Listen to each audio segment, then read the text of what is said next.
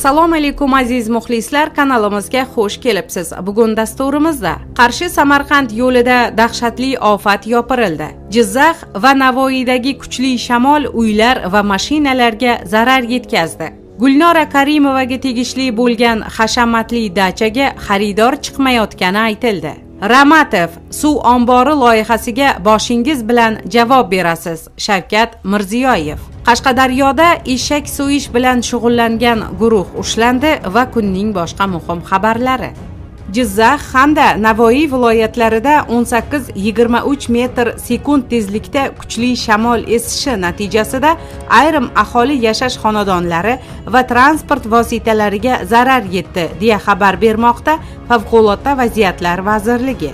Kuchli shamol oqibatida Jizzax shahri Olmazor mahallasida joylashgan birinchi ko'p qavatli uyning 300 kvadrat metr maydonidagi tom qoplamasi qulab tushgan. Hodisada shu uy oldida bo'lgan Lacetti va Cobalt rusumli avtomobillarga texnik zarar yetgan.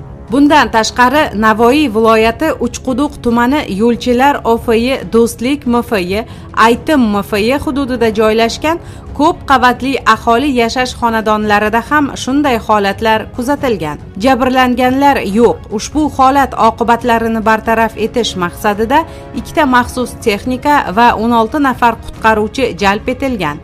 Ayni vaqtda voqea joyida zaruriy tadbirlar amalga oshirilib, ishlar davom etmoqda. Qashqadaryo viloyati Koson tumanida eshak so'yish bilan shug'ullangan 4 kishi ushlandi. Bu haqda viloyat ichki ishlar boshqarmasi axborot xizmati xabar berdi. Ma'lum qilinishicha, olib borilgan tezkor surishtiruv ishlari davomida Koson tumani Arabxona mahallasida yashovchi fuqaroga tegishli bo'lgan xonadon hovlisi xolislar ishtirokida ko'zdan kechirilgan. Mazkur xonadonda 4 nafar fuqaro iste'mol qilinishi mumkin bo'lmagan hayvon eshaklarini so'yib, go'shtini suyaklaridan ajratib kelayotgani aniqlangan. Hozirda surishtiruv ishlari davom ettirilmoqda. Holat yuzasidan qo'shimcha ma'lumot beriladi. 1-iyun kuni O'zbekiston hududlarida ob-havo keskin o'zgardi. Joylarda kuchli shamol, qum bo'ronlari qayd etildi. Ijtimoiy tarmoqlarda Qarshi Samarqand yo'lida kuzatilgan qum bo'roni videosi tarqaldi. Ta'kidlanishicha, video Qarshi Samarqand yo'lida olingan. Bu chang emas, nimadir yongan bo'lsa kerak, deydi video mualliflari. O'zgidromet so'nggi vaqtlarda O'zbekistonda ko'p kuzatilayotgan qum va chang bo'ronlari paydo bo'lishi sabablarini keltirdi. Changli bo'ron bu atmosfera hodisasi bo'lib, yer yuzidan katta miqdordagi qum va changlarning kuchli shamol ta'sirida ko'tarilishidir. Bizning hududimizda bunday jarayonlar ko'pincha bahorda va yozning boshida rivojlanadi. O'zbekiston, shuningdek, Markaziy Osiyoning barcha hududlari uchun changli bo'ron juda tez uchraydigan hodisadir. Ko'pincha bunday hodisalar qurg'oqchil hududlarda, cho'l va yarim cho'l hududlarda sodir bo'ladi. 2021-yilning may oyida O'zbekiston hududi bo'yicha bir nechta changli bo'ron hodisalari kuzatildi. Hatto Toshkentda ham 29-may kuni shiddatli kuchli shamol hisobiga changli bo'ron kuzatildi. Toshkent qurg'oqchil hudud deb hisoblanmaydi, lekin so'nggi yillarda O'zbekistonda va Toshkent shahrida jadal suratlar bilan olib borilayotgan qurilishlar juda katta miqdordagi qum va changning paydo bo'lishiga sabab bo'lmoqda. Ular hatto kuchsiz shamol esganda ham havoga ko'tariladi. Gulnora Karimovaga tegishli bo'lgan Sijjak oromgohiga xaridor chiqmagani sabab uni sotib olishga takliflarni qabul qilish muddati uzaytirildi. Davlat aktivlarini boshqarish agentligi Toshkent shahri va viloyatida bir necha obyektlar sotuvga qo'yilganini ma'lum qilgandi. Ular orasida O'zbekiston birinchi prezidenti Islom Karimovning to'ng'ich qizi Gulnora Karimovaga tegishli bo'lgan Sijjak dam olish oromgohi ham bor. Ommaviy savdolarga chiqarilgan yirik aktivlarning 6tasi bo'yicha jami 16 ta taklif kelib tushgan. Beldirsoy va Sijjak dam olish maskanlariga hozircha xaridor yo'q. Shu sababli ularni sotib olish uchun talabgorlardan takliflarni qabul qilish muddati 2021-yil 1-iyulgacha uzaytirildi. Ushbu dam olish maskanida mehmonxona, bir nechta hovuz, amfiteatr, kottej va boshqa inshootlar bor. Oromgoh 2017-yilning 10-fevralida jinoyat ishlari bo'yicha Toshkent viloyati sudi ajrimi bilan musodara etilgan. Keyinchalik musodara qilingan ushbu hashamatli qarorgoh ichidagi barcha jihozlari bilan O'zbekiston Triatlon Federatsiyasiga vaqtinchalik foydalanishga berilgan edi.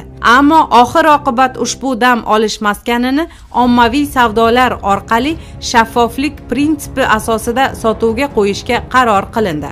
Aprel oyi boshlarida Sijjak dam olish oromgohining agentlik tomonidan olingan panorama suratlarini taqdim etilgandi.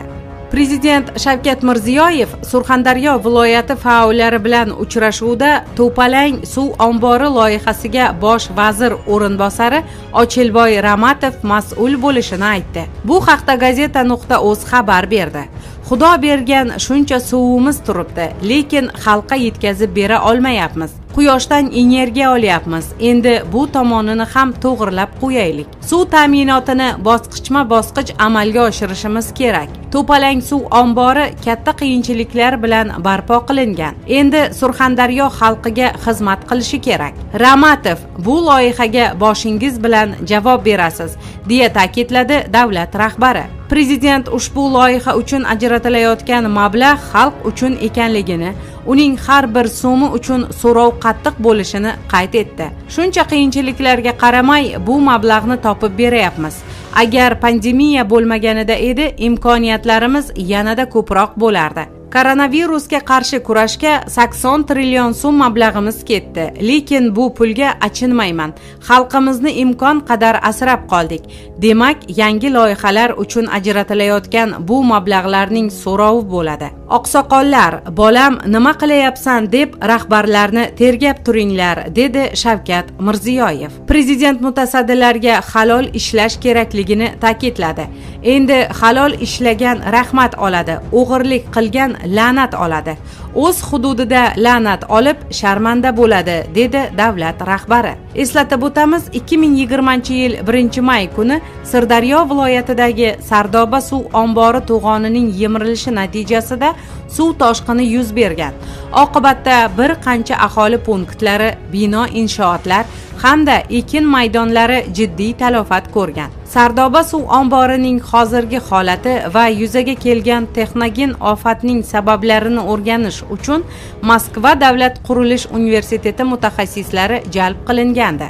Qurilish vaziri Botir Zokirov 1-mart kuni Moskvadan kelgan ushbu mutaxassislarga $124 ming to'lanishi belgilanganini aytgandi.